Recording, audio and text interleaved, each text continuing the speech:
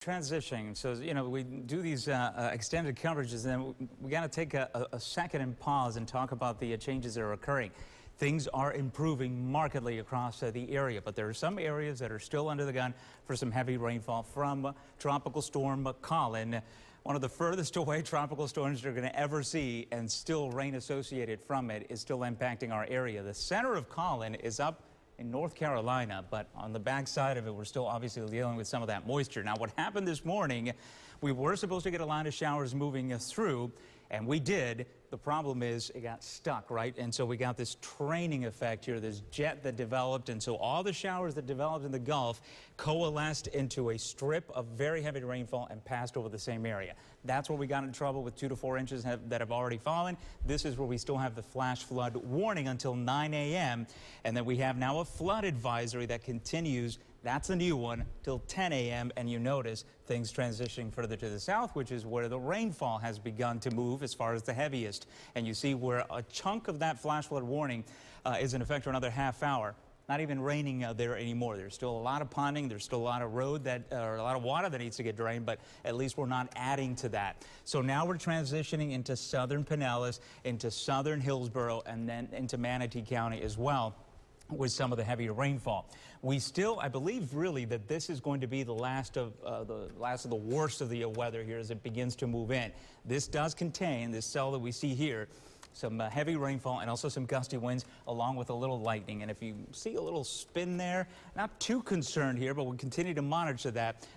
My main concern with that is that it's going to bring some nasty winds. And so that's what we have to contend with here at the current hour as we continue to see our situation transitioning from worse to better here from where we had this morning, where we had this just a fire hose of water right on top of the same area here. That's what I'm watching there. We're going to watch that very closely as it continues to push in.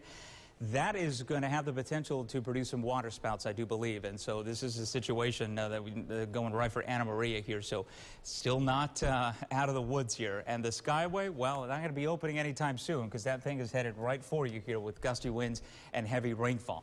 Widening out the view so we get better perspective of what's going on. See the shower activity beginning to wane a little bit on the backside of that one cluster there. So I think thereafter we begin to see improving weather conditions, both in the intensity and in the movement, which continues pushing away from the most flooded areas this morning, which is really what we need at this point here. It can rain a little further south and we'll be okay.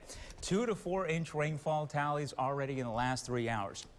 You add everything together and there's some pockets that are now approaching a foot of rainfall from Colin. So pretty significant event here for our area with this tropical cyclone. Of course, the earliest sea-named storm that has formed in hurricane season since we've been keeping records. Pretty impressive with Alex and Bonnie off the books as well at this point here. So 25, 27 mile an hour winds as far as the gusts, not sustained winds.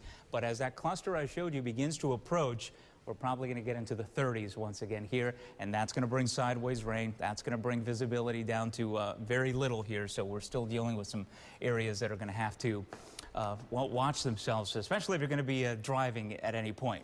So Tampa north, good. Tampa south, still no bueno as I see it right now, with heavy rain continuing over the next hour. And of course, we're going to have to be a while before we drain all the water that we already have on the roads, and before we begin to talk about opening the Skyway with improved visibility. So there you have it. That's the latest on Tropical Storm Colin. We'll get another update at 11 o'clock. Really, the updates don't matter at this point here because Colin is away from us here. I'm just showing you so you can get some perspective here on where the thing is. It is going to continue to truck northeast at 33. If you're heading up to North Carolina, you will still be getting rained on from the same rain and the same system that we're getting here in Tampa. A very ragged and elongated tropical storm, Colin, headed off towards the Atlantic. And we'll say goodbye to Colin and hello to afternoon thunderstorms, right? Next few days, that's what we have going here. So over the next really 5 days and into the weekend, diminishing rain chances, but I still think we're talking about some rainfall here that will yield some afternoon storms, 40 to 50% coverage.